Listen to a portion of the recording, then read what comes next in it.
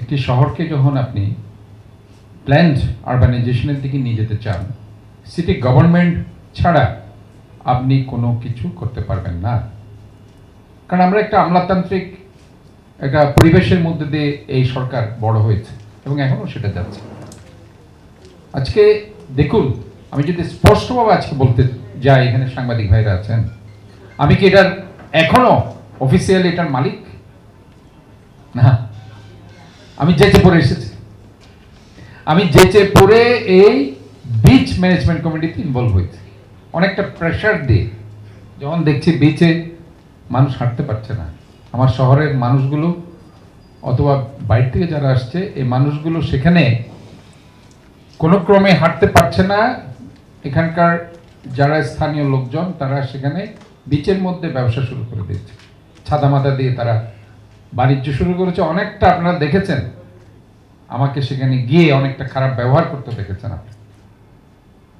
But officially কিন্তু আমি দায়িত্বপ্রাপ্ত ছিলাম না, এখনো নেই। কিন্তু আমি যখন এগুলো দেখার পরে আমি ডিসি সাহেবকে বলেছি, এটা মূলত মালিকানা নিয়ে কাজ করছে ডিসি এবং জেলা চট্টগ্রাম উন্নয়ন কর্তৃপক্ষ, সিডিএ বলছে এটা ওনাদের, জেলা প্রশাসক ওনাদের।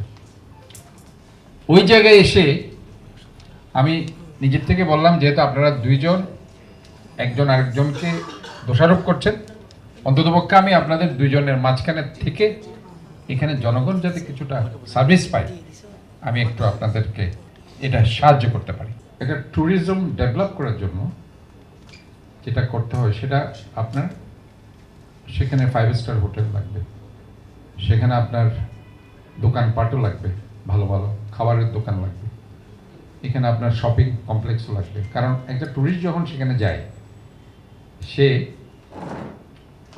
আমি যদি সেটাকে বলি যে ডোমেস্টিক ট্যুরিজম, এখানে ডোমেস্টিক এবং ইন্টারন্যাশনাল ট্যুরিজমের মধ্যে যদি আপনার একজন ইন্টারন্যাশনাল ট্যুরিস্ট অনেক সময় এখানে হয়তোবা তার কোনো কাজে আসতে পারে, সে হয়তোবা বোট ক্লাবে আছে, সে চিন্তা করলে এখানে সে ঘুরলো। ইভেন আমাদের অনেকে যারা আজকে এখানে এই ধরনের ট্যুরিজমের সাথে যুক্ত হয়ে, আমাকে পরিচ্ছন্ন কর্মী লাগবে, আমার গার্ডও লাগবে। আবার গার্ড আবার ওই চিকন মার্কা কিছু লোক, বডিতে স্ট্রেংথ নেই, থাপ্পড় একটা দিলে দৌড় মারবে, এই টাইপের না। উইথ প্রপার ড্রেস, আনসার হতে পারে, যে কোনো একটা সদস্য হতে পারে, যাদেরকে বেসরকারি হতে পারে, যারা স্ট্রংলি এটা মেনটেন করতে পারে। যেটা অলরেডি আমরা একটা মিটিং করে দেওয়ার পর তাদেরকে মেরিটের বের করে দেওয়া হয়েছে। এই টাইপের কিছু ঘটনা হচ্ছে। রাতে যে লাইট জ্বালানো হয়, সেখানে লাইটের যে খরচ, ইলেকট্রিসিটি, সেখানে 3-4-5 লাখ টাকা মাসে আসে।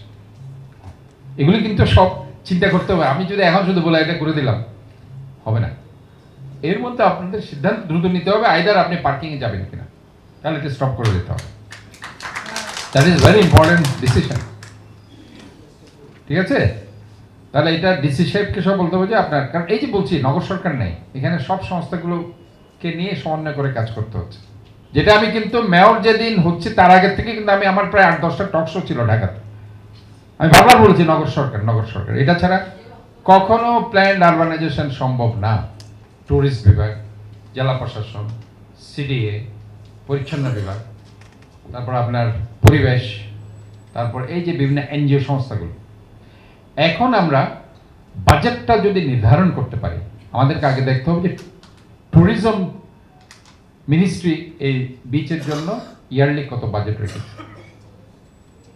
That is important. এখন ট্যুরিজম ডিপার্টমেন্টের কেউ আছে কিনা যেটা বলতে পারবে যে হ্যাঁ আমার এই পতেঙ্গার জন্য ইয়ারলি 1 কোটি টাকা বাজেট, এই জিনিসটা আমাদেরকে জানতে হবে। তো বাজেটটা কি জন্য আছে, that should be clarified properly, that should be identified properly, that should be analyzed properly. ওরা যদি আমরা বুঝতে না পারি, তাহলে আমাকে করতে হবে আবার দোকানদার, আবার পে পার্কিং করো, আবার এটা করো। কারণ আপনার এটাকে চালাতে হবে। তো